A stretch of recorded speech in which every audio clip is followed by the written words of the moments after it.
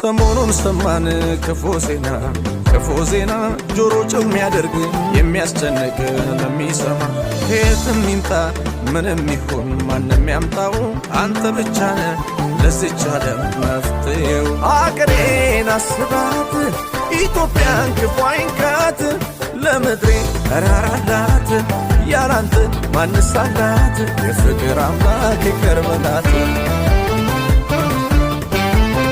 አገሬን አስባት ኢትዮጵያን ክፉ አይንካት ለምድሬ ራራላት ያላንተ ማንስ አላት የፍቅር አምላክ ይቅር በላት።